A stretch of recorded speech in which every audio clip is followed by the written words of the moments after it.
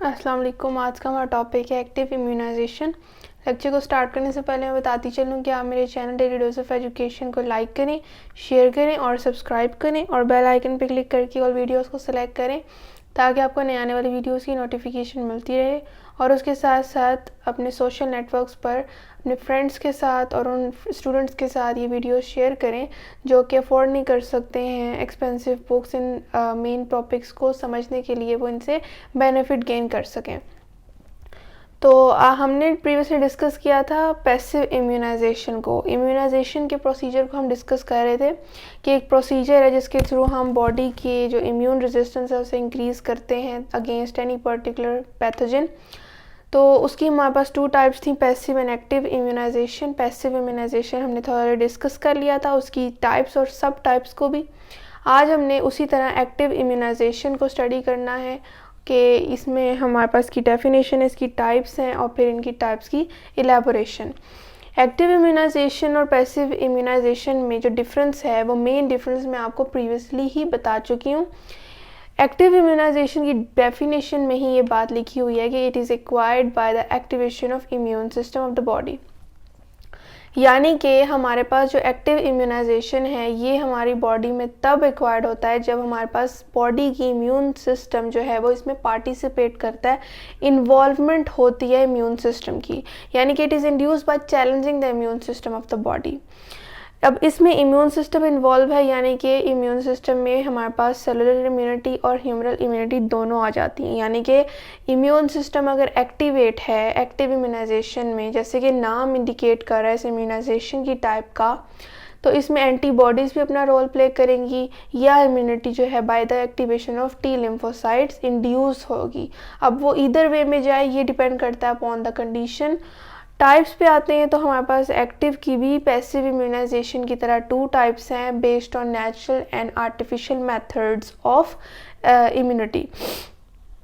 Active natural immunisation की अगर हम बात करें तो ये नेचुरल इम्यूनाइजेशन है। पहले एक्टिव को हमने देख लिया कि इसमें इम्यून सिस्टम इन्वॉल्व होगा, अपना पार्टिसिपेशन देगा। अब नेचुरल की बात आ गई है तो इसको हमने यहाँ पर डिफरेंस इसका जो है दे समझना है कि नेचुरल और आर्टिफिशियल में यहाँ पर फ़र्क क्या है। नेचुरल इम्यूनाइजेशन है कि develop resistance against the disease by producing antibodies following the exposure to the antigen. यानी कि जब कोई पर्टिकुलर एंटीजन बॉडी में एंटर होता है, बॉडी एक्सपोज होती है एक पर्टिकुलर एंटीजन के अक्रॉस, तो हमारे पास एक्टिव नेचुरल इम्यूनाइजेशन जो है वो रेजिस्टेंस डेवलप करती है उस पर्टिकुलर डिजीज़ के अगेंस्ट एंटीबॉडीज़ की प्रोडक्शन के थ्रू। यहाँ पर एंटीबॉडीज़ जो है, यहाँ पर ये वर्ड की वर्ड है कि एंटीबॉडीज़ तभी प्रोड्यूस होती हैं जब बॉडी के बी लिम्फोसाइट्स की जो ट्रांसफॉर्म्ड सेल प्लाज्मा सेल्स हैं वो इन्हें सिक्रीट करते हैं और ब्लड में इम्यूनोग्लोबिन्स को जो है वो रिलीज़ कर देते हैं ताकि वो अपने टारगेट एरिया, यानी कि जहाँ पर डिज़ीज़ कॉज हो रही है बाय द स्पेसिफिक एंटीजन, वहाँ तक पहुँच सकें और उसे डिस्ट्रॉय कर सकें। तो इसे हम नेचुरल इम्यूनाइजेशन को यहाँ पर इसीलिए मेंशन कर रहे हैं। अब इसके भी टू सब टाइप्स हैं। इसके जो है कॉन्सिक्वेंट जो इन्फेक्शंस हैं वो टू टाइप्स के हैं। एक हमारे पास है क्लिनिकल और एक है सब क्लिनिकल इन्फेक्शन। अब क्लिनिकल इन्फेक्शन वो है जिसमें हमें क्लिनिक यानी कि डॉक्टर के पास जाना पड़ता है, उससे प्रिवेंशन मेथड्स पूछने पड़ते हैं और मेडिसिन लेनी पड़ती हैं, यानी कि सवेयर केस। सब क्लिनिकल इन्फेक्शंस वो होते हैं जो कि माइल्ड होते हैं, उनके इतने ज़्यादा सवेयर सिम्टम्स नहीं होते कि मैनिफेस्टेशंस दे सकें। तो क्लिनिकल इन्फेक्शंस हमारी बॉडी में जब कॉज होते हैं तो उसमें क्या होता है कि कोई पैथोजेनिक और माइक्रो ऑर्गेनिज्म आपकी बॉडी में एंटर हो जाए, मल्टीप्लाई होने लग जाए, रिप्रोड्यूस हो, प्रोलिफरेट हो और उसके बाद आपकी किसी सेल की इंजरी कॉज करे, होस्ट सेल की, और उसके बाद टॉक्सिन सिक्रीट करे या एंटीबॉडी एंटीजन रिएक्शन कॉज करे आपकी बॉडी में, तो इसके बहुत से साइड इफ़ेक्ट्स बॉडी में कॉज होते हैं क्लिनिकल इन्फेक्शंस में। और इस इन्फेक्शन के थ्रू फिर प्लाज्मा सेल्स एंटीबॉडीज़ प्रोड्यूस करते हैं और ताकि डिस्ट्रॉय कर सकें उस इन्वेडिंग एंटीजन्स को। बाद में मेमोरी सेल्स की एक्टिविटीज़ से ही जो प्रीवियसली इन्वेडेड एंटीजेंस थे उनको रिकग्नाइज कर लिया जाता है जब सेकेंड एक्सपोजर आता है, और इस बार जो एंटीबॉडीज़ प्रोड्यूस होती हैं वो फास्ट रेट पर ज़्यादा अमाउंट में और मोर पोटेंट एंटीबॉडीज़ प्रोड्यूस होती हैं। ये 3 फीचर्स आपने सेकेंड एक्सपोजर के याद रखने हैं। तो हैंस प्रूव्ड कि हमारे पास जो सेकेंड एक्सपोजर में जो इम्यूनिटी प्रोड्यूस होती है वो पावरफुल होती है as compare to the first exposure, क्योंकि बॉडी ऑलरेडी उस डिज़ीज़ के अगेंस्ट इम्यूनाइज्ड हो चुकी होती है। सब क्लिनिकल इन्फेक्शंस हमारे पास वो होते हैं जिसमें माइल्ड हमारे पास सिम्टम्स होते हैं, इतने ज़्यादा अलर्टनेस नहीं होती है कि डॉक्टर या किसी और जो है वो फिजिशियन के पास जाया जा सके। तो लेकिन इस डिज़ीज़ में बेशक कोई ख़ास डिज़ीज़ और सिम्टम्स नहीं है, बट फिर भी ये बी लिम्फोसाइट्स की एक्टिवेशन कॉज करती है और एंटीबॉडीज़ की प्रोडक्शन इसमें भी होती है, ताकि जो भी इन्फेक्शंस माइल्ड भी प्रोड्यूस हुए हैं उन्हें डिस्ट्रॉय किया जा सके। अब हमारा एक्टिव आर्टिफिशियल इम्यूनाइजेशन इसकी सेकेंड टाइप है। यहाँ पर हमने देखा सारा नेचुरल प्रोसीजर था, इसमें बॉडी के नेचुरल इम्यून सिस्टम और उसकी टाइप्स इन्वॉल्व थी जिसमें टी लिम्फोसाइट्स और एंटीबॉडीज़ इन्वॉल्व थे। एक्टिव आर्टिफिशियल इम्यूनाइजेशन का हमें इस चीज़ से अंदाज़ा होना चाहिए कि it is by administration, it is induced by administration. अब एडमिनिस्ट्रेशन हमेशा हमें पता है कि इसका सोर्स आउटसाइड ही होता है, आउटसाइड एक्सटर्नल सोर्स होता है हमारे पास एडमिनिस्ट्रेशन का। तो जो भी हमारी बॉडी में एक्सटर्नल सोर्स आएगा वो एक्टिव आर्टिफिशियल इम्यूनाइजेशन ही कहलाएगा।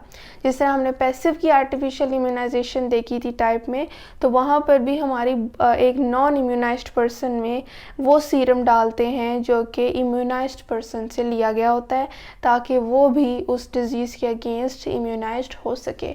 तो वो भी बाय एडमिनिस्ट्रेशन था, बाय एक्सटर्नल सोर्स था। वहाँ एक्सटर्नल सोर्स था नॉन इम्यूनाइज्ड पर्सन और वो दे रहा था किसे, इम्यूनाइज्ड पर्सन को। यहाँ पर हमारे पास जो एक्टिव आर्टिफिशियल इम्यूनाइजेशन है, यहाँ एडमिनिस्ट्रेशन हो रही है वैक्सीन की या टॉक्सॉइड्स की। वैक्सीन से आप जो हैं वो फेमिलियर हैं इस टर्म से। वैक्सीन्स हमारी बॉडी में एडमिनिस्ट्रेट की जाती हैं, जिस तरह के पोलियो की वैक्सीन होती है उस तरह हमारी बॉडी में इसे इंजेक्ट किया जाता है ताकि बॉडी में मेमोरी सेल्स प्रोड्यूस हो सकें उस पर्टिकुलर डिज़ीज़ के अगेंस्ट जिसके अगेंस्ट एक पर्टिकुलर वैक्सीन बॉडी में इंजेक्ट की गई है। वैक्सीन का प्रिपरेशन कैसे होती है कि इसमें वीक और डेड पैथोजेंस होते हैं, एटीन्यूएटेड होते हैं। लफ्ज़ एटीन्यूएटेड इसके लिए इस्तेमाल किया जाता है। एटीन्यूएटेड का मतलब होता है हाफली डेड, यानी कि जो वीक पैथोजेंस होते हैं, क्योंकि बॉडी में अगर हम स्ट्रॉन्ग पैथोजेंस डालेंगे तो वो तो डिजीज़ यानी क्लिनिकल इन्फेक्शंस की तरफ चीज़ चली जाएगी। एटीन्यूएटेड यानी कि हाफली डेड या वीक पैथोजेंस हम बॉडी में एंटर करेंगे या डेड एंटीजेंस एंटर करेंगे पैथोजेंस। तो इस तरह से वैक्सीन प्रिपेयर्ड होती है और उसको फिर बॉडी में इंजेक्ट किया जाता है कि बॉडी के जब इंजेक्ट करने के बाद जब उसके एंटीबॉडीज़ या टी लिम्फोसाइट्स एक्टिवेट होते हैं, दोनों कंडीशंस हो सकती हैं, ऑप्शनल है। तो वो बॉडी जो है वो उसके अगेंस्ट फाइट करेगी वैक्सीन्स के अगेंस्ट जो भी उसमें पैथोजेंस और डेड और वीकली पैथोजेंस हैं। तो उसके बाद वीकली जो है वो डेड पैथोजेंस के अगेंस्ट मेमोरी सेल्स बॉडी बना लेगी और बहुत इजीली उसे किल कर देगी, क्योंकि वो पहले ही वीक पैथोजेंस थे। जब मेमोरी सेल्स बन जाएंगे तब अगर फ्यूचर में इन केस अगर कोई पावरफुल सेम पैथोजन बॉडी में एंटर होता है जो कि वीक नहीं है, हाफली डेड नहीं है और उसमें कोई और डिफेक्ट नहीं है, तो फिर बॉडी उसके against by the activation of memory cells antibodies produce कर सकती है या फिर टी लिम्फोसाइट्स की एक्टिवेशन कर सकती है, डिपेंडिंग अपॉन द सिचुएशन और द टाइप ऑफ एंटीजन। और उसके बाद बॉडी उस डिज़ीज़ के अगेंस्ट इम्यूनाइज्ड हो सकती है फॉर अ लॉन्ग टाइम, क्योंकि मेमोरी सेल्स बॉडी में प्रोड्यूस हो चुके होते हैं। एक एक्सटर्नल सोर्स एक इंटरनल वे बन जाता है फॉर किलिंग और for the protection of our body against any pathogen. अब वैक्सीन के बारे में एक और बात है कि एडवर्ड जेनर जो है उसने फर्स्ट वैक्सीन बनाई थी from cowpox small pox disease के लिए और इंजेक्ट की थी एक 8 years old बॉय में। उसने उस डिज़ीज़ के अगेंस्ट इम्यूनाइज्ड हो गया था वो स्मॉल बॉय। और उसके बाद वैक्सीन्स डिफरेंट डिजीज़ के लिए इस्तेमाल होती हैं, जैसे कि typhoid, diphtheria, mumps, measles, yellow fever, hepatitis B, influenza etcetera. अब टॉक्सोइड्स की बात करते हैं तो टॉक्सोइड्स वो सब्सटेंस है हमारे पास जो कि टॉक्सिसिटी को ख़त्म करते हैं। इनको भी प्रिपेयर करने के लिए वीकेंड कंपोनेंट्स और टॉक्सिन को जो है जो पैथोजन सिक्रीट करते हैं उन्हें यूज़ किया जाता है, और ये भी एक एबिलिटी रखते हैं कि ये एक्टिवेशन करा सकते हैं of antibodies production by immune system, जिससे क्या होगा इवेंचुअली बॉडी की प्रोटेक्शन होगी अगेंस्ट एनी डिजीज़। और उसके बाद टॉक्सोइड जो हैं वो डेवलप करते हैं immunity against the disease like diphtheria, tetanus, cholera. और एक्टिव आर्टिफिशियल इम्यूनिटी हमारे पास लाइफ लॉन्ग भी एक्टिव हो सकती है, इफ़ेक्टिव हो सकती है, ये शॉर्ट पीरियड के लिए भी हो सकती है, because it is an artificial immunisation. ये एक्सटर्नल सोर्स से आई है तो ये लाइफ लॉन्ग चलना भी इसका ऑप्शनल ही है। तो लाइफ लॉन्ग जिनके लिए इफ़ेक्टिव है जिन डिजीज़ के अगेंस्ट वो है mumps, measles, smallpox, tuberculosis and yellow fever. और जिनके लिए ये शॉर्ट पीरियड के लिए इफ़ेक्टेड है वो हमारे पास डिजीज़ हैं कॉलेरा जिसके लिए ये 6 मंथ्स के लिए, और टेटनस जो कि जिसके लिए ये 1 ईयर के लिए इफ़ेक्टिव हो सकती है। ये मैं यहाँ लिख देती हूँ, कॉलेरा के लिए 6 मंथ के लिए इफ़ेक्टिव रहेगी, ये शॉर्ट पीरियड की बात हो रही है, और टेटनस के लिए 1 ईयर। तो ये हमारा आज का टॉपिक था जिसमें हमने एक्टिव इम्यूनाइजेशन और उसकी टाइप को थॉरली डिस्कस किया। आई होप आपको आज के लेक्चर की समझ आई होगी। अगर कोई क्वेश्चन हो तो आप कमेंट में ज़रूर पूछिए, मैं फिर बताती चलूँ कि आप मेरे channel daily dose of education को लाइक करें, शेयर करें और सब्सक्राइब करें, और बेल आइकन पर क्लिक करके ऑल वीडियोज़ को सिलेक्ट करें ताकि आपको नए आने वाली वीडियोज़ की नोटिफिकेशन मिलती रहे। शुक्रिया, अल्लाह हाफ़िज़।